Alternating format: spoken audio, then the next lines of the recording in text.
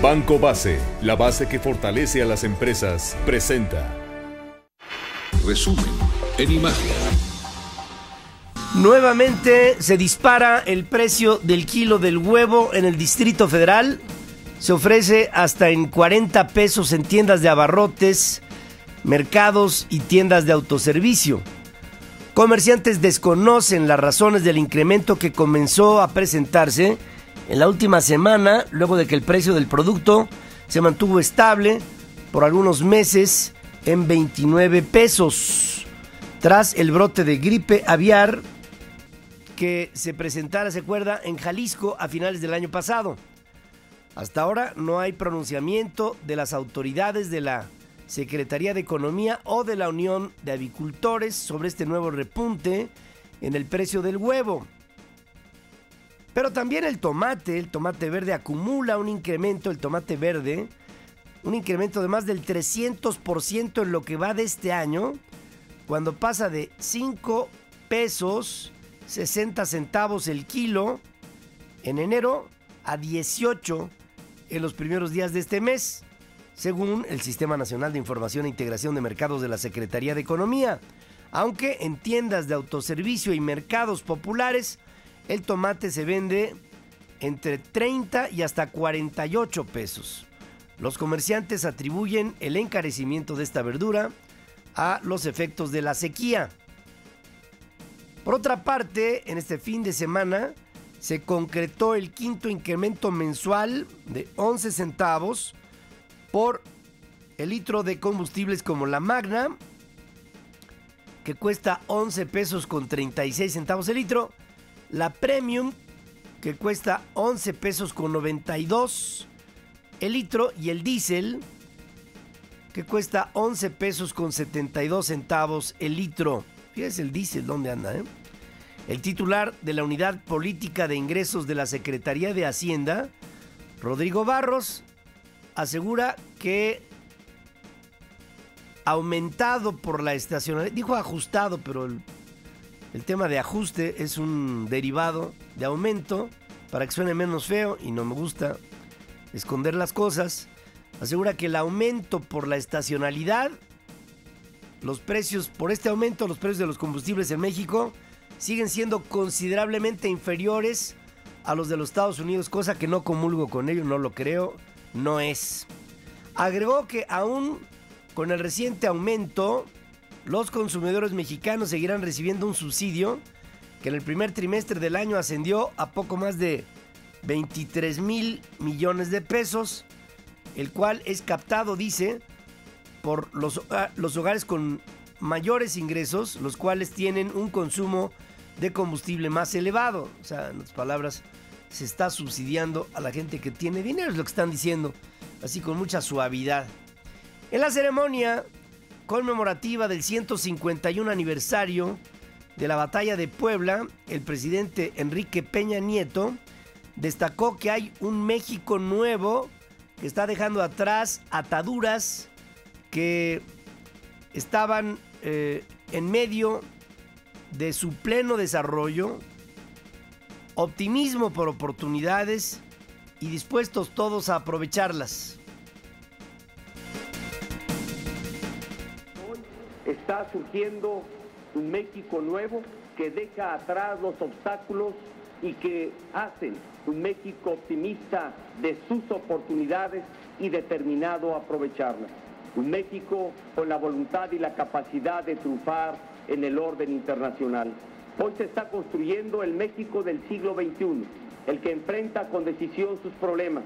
Un México que poco a poco se libera de las ataduras que hasta ahora le han impedido crecer a su verdadero potencial. Al tomar protesta a los jóvenes conscriptos del servicio militar, clase 1994, el presidente destacó que en los héroes de aquella gesta tenemos un ejemplo permanente y una gran inspiración para enfrentar los retos de la actualidad. En el desfile cívico-militar participaron 12,711 elementos dentro de ellos 4.748 efectivos de las Fuerzas Armadas, estudiantes y maestros de 34 instituciones, artistas y bailarines, 83 vehículos, 42 caballos y 24 aeronaves.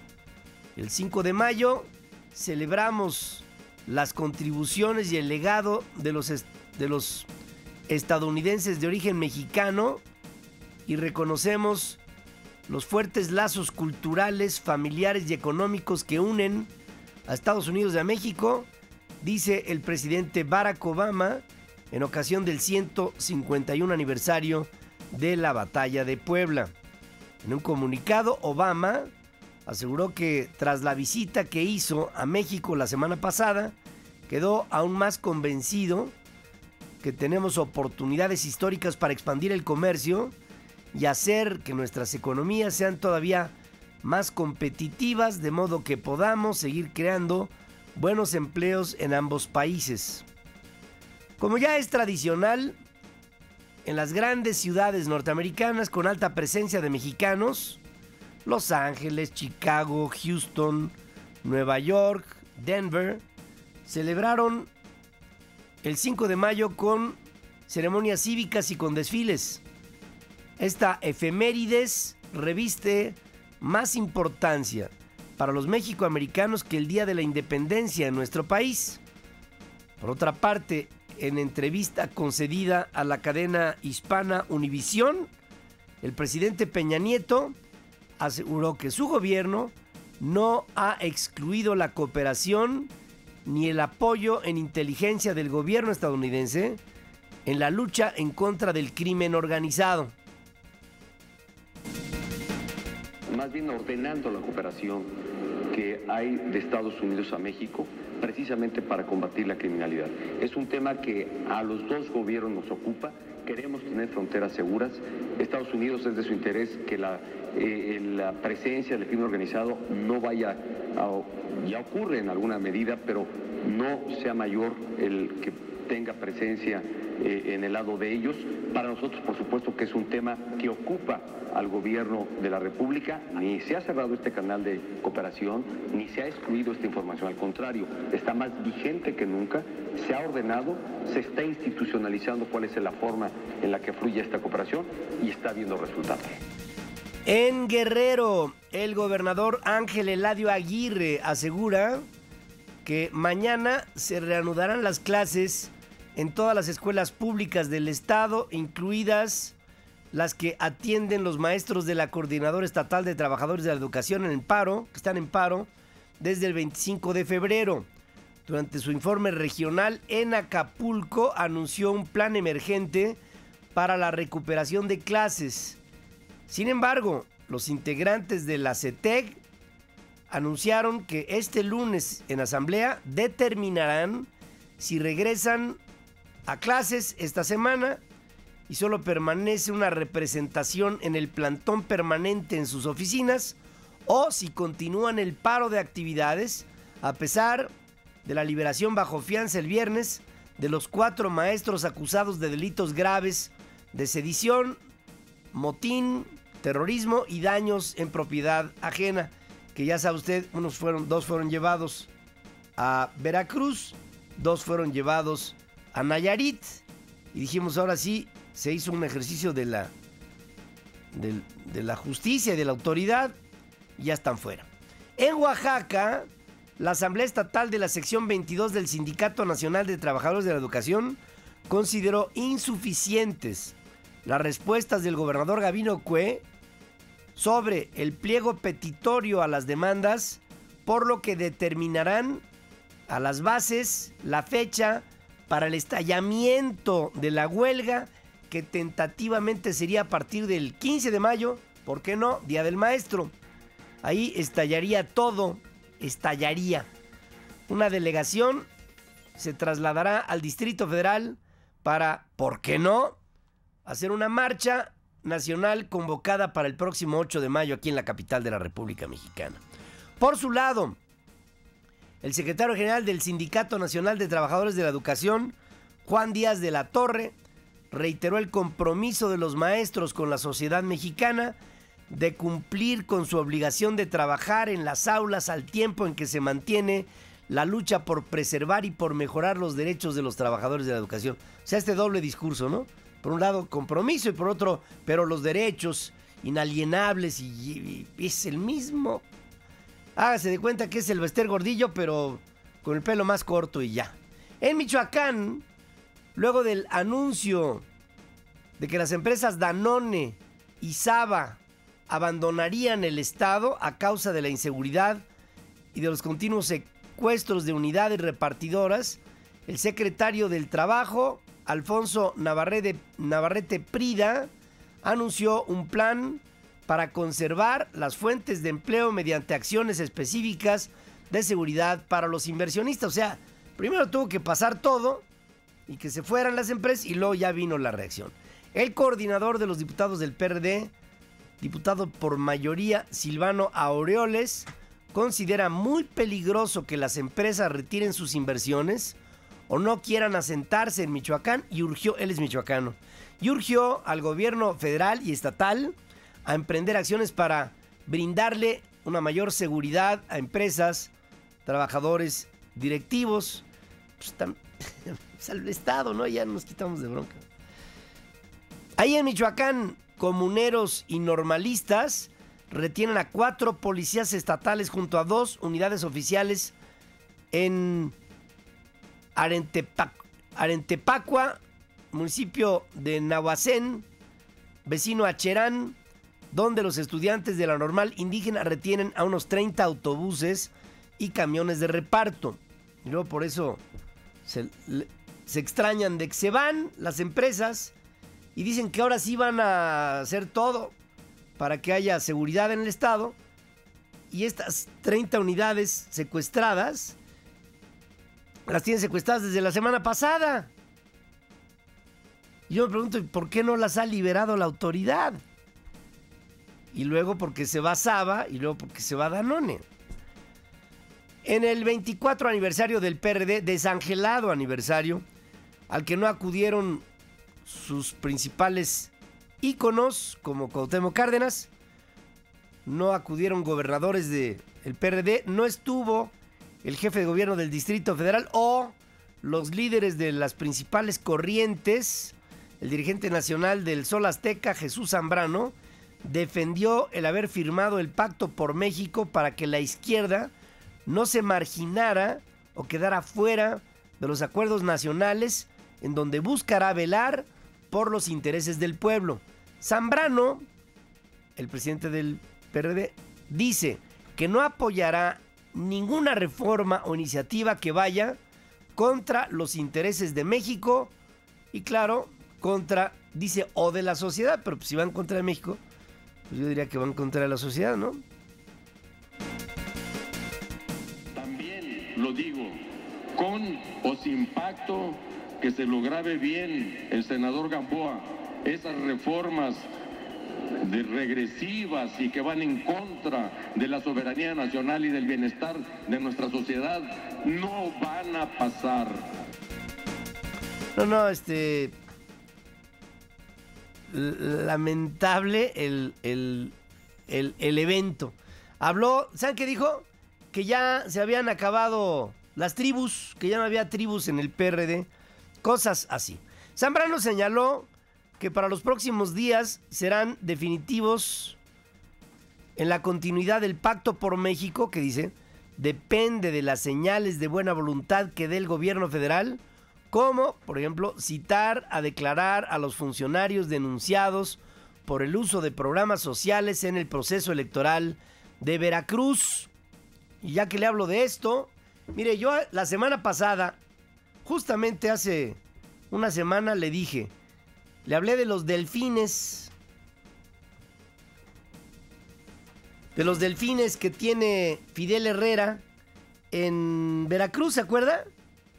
Y le dije a usted que ahí están Jorge Carballo, Salvador Mansur, Eric Lagos, Alberto Silva y, claro, su cachorro Javier Duarte. Todos son los títeres de Fidel Herrera. Y le dije, esto tiene que ir para allá. Ya cayó el primero y con esto se vacunó, bueno, piensa que se vacunó Javier Duarte, el gobernador, porque separa de su cargo como secretario de Finanzas a Salvador Mansur, uno de estos delfines que le mencioné justo la semana pasada, señalado como uno de los operadores de una red de apoyo al PRI conformada por funcionarios estatales y la delegación de Sedesol, que toda la gente de Sedesol en Veracruz es gente de Fidel. Javier Duarte dice que tomó la decisión con el propósito de evitar cualquier suspicacia en torno al comportamiento político de las autoridades estatales en el manejo de programas sociales. O sea, corta a su secretario de Hacienda para evitar una suspicacia. Pone a un señor que se llama Carlos Aguirre, que se desempeñaba como subsecretario de egresos, designado como encargado del despacho. Y le voy a decir otra cosa. Este secretario de Finanzas, o sea, el equivalente a su secretario de Hacienda, es el segundo en la administración de Duarte. O sea, Carlos Aguirre es el tercero en un año. Porque el anterior, antes de Salvador Mansur, el que estaba al frente de las finanzas del Estado, que no aguantó nada más de ver cómo estaba la situación, fue Tomás Ruiz, que fue a su vez, en su oportunidad, subsecretario de Ingresos de la Secretaría de Hacienda a nivel nacional. Tomás Ruiz fue el primer secretario de Finanzas de Javier Duarte. Después vino Salvador Mansur. Y ahora viene este señor, Carlos Aguirre. Y luego nos preocupamos porque lleguen aviones cargados de billetes, ¿no? En Morelos, los cuerpos de 2 hombres fueron encontrados en un campo deportivo en el municipio de Emiliano Zapata, mientras en el municipio de Miacatlán, una joven de 17 años murió alcanzada por una bala al salir a la puerta de su casa durante una balacera. En Texcoco, decenas de vecinos marcharon este domingo para exigir justicia y la aparición con vida de Citlali Malinali Lugo Díaz, de 36 años de edad, desaparecida desde el pasado 28 de abril. En Chiapas se da un enfrentamiento entre grupos políticos antagónicos que dejan un muerto, varios heridos en el municipio de Tila, mientras en el vecino municipio de Venustiano Carranza los enfrentamientos dejaron 4 viviendas incendiadas sin que se reportaran víctimas. La Arquidiócesis Primada de México atribuyó el surgimiento de las policías comunitarias en el país a titubeos del Estado para garantizar la seguridad de los ciudadanos. En su editorial del semanario Desde la Fe, la Iglesia Católica cuestiona cómo puede hablarse de un Estado de Derecho cuando los más variados grupos de la sociedad alteran el orden público afectando a millones de ciudadanos en sus derechos básicos al cerrar vías primarias de comunicación, destruir edificios, bienes públicos o al secuestrar la producción agrícola de gente que nada tiene que ver con el crimen organizado. En tanto, en su homilía dominical, el cardenal Norberto Rivera expresó la necesidad de ser una iglesia católica en constante renovación para evitar que se pervierta con criterios del mundo, renovación que se consigue por medio de la juventud, dijo.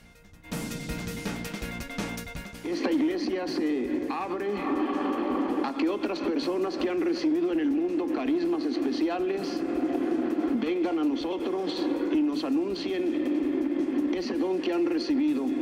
Esta iglesia históricamente es riquísima, pero no puede quedarse anclada en el pasado. Fíjense lo que dice el New York Times. Poner a México en el asiento del conductor en la seguridad marca un cambio en el equilibrio de poder que siempre se ha inclinado hacia los Estados Unidos y conlleva un riesgo político en momentos en el que el Congreso norteamericano, claro, negocia una ley de inmigración condicionada a una mayor seguridad fronteriza, es lo que dice este influyente diario de los Estados Unidos. En su reciente visita a México y Costa Rica, el presidente Barack Obama optó por un enfoque multilateral sin la hegemonía de los Estados Unidos en la lucha en contra del narcotráfico, lo cual podría tener un costo político interno para Obama, según dice el diario. Funcionarios de la administración Obama señalaron al New York Times que el presidente tiene presente los problemas de seguridad, pero no quiere que eclipsen las posibilidades económicas regionales. Es lo que dice luego la respuesta. El Senado de los Estados Unidos iniciará el jueves el proceso de una serie de enmiendas al proyecto bipartidista de reforma migratoria integral que incluye seguridad fronteriza y la legalización de unos 11 millones de indocumentados. El presidente del Comité Judicial del Senado, el demócrata Patrick Leahy, adelantó que el proceso será justo y abierto por un voto a favor o en contra sobre las enmiendas y minimizó que algunas puedan frenar la aprobación del proyecto de ley. La venta de armas de fuego se disparó, fíjese qué ironía, ¿no?, en Estados Unidos como reacción a los esfuerzos de la administración del presidente Obama por controlar justo venta y posesión. De acuerdo con el USA Today, las ventas de armas de fuego de todo tipo aumentaron en 39% en el primer trimestre de este año que corre en comparación con el último trimestre del 12. Las cifras pasaron de 112 millones de dólares entre octubre y diciembre del 2012 a 155 millones de dólares entre enero y marzo del 2013. Ruslan Czarny, tío de los sospechosos de ser los autores de los atentados en Boston, viajó a Estados Unidos para organizar el entierro de Tamerlan Tsarnaev, fallecido al enfrentar a la policía. Ruslan Czarny tenía previsto cumplir con el ritual musulmán de lavado del cadáver previo a su entierro, por lo que entró a la funeraria Worcester, a las afueras de Boston, acompañado de representantes religiosos. Por el momento no se sabe dónde será sepultado el cuerpo de Tamerlan, debido a que varios cementerios del área de Boston han rechazado recibir los restos. Un piloto del Ejército del Aire, esto es en España, murió al caer el avión que comandaba durante una exhibición en el aeródromo de Cuatro Vientos, al sur de Madrid. El suceso se produjo cuando el avión volaba en picada, no pudo retomar el vuelo y se impactó en contra de una nave en donde hizo explosión, la cual alcanzó a 18 personas que resultaron heridas de diversa consideración. El avión era un bimotor modelo Saeta de los años 50, no tuvo forma de responder. Supera los 650 el número de muertos por el derrumbe hace 12 días de un complejo textil en Bangladesh, en el que se producía ropa para marcas internacionales. En las últimas horas, los equipos de rescate recuperaron otros 55 cadáveres y se teme que la cifra siga creciendo conforme avanzan los trabajos de limpieza. Cientos de bomberos participan en las labores de contención de 4 incendios que han consumido en conjunto más de 14,000 hectáreas en California. La serie de este tipo de incendios se desata por una combinación de condiciones propicias como altas temperaturas, terrenos resecos y fuertes vientos. O sea, ingredientes para esto que está.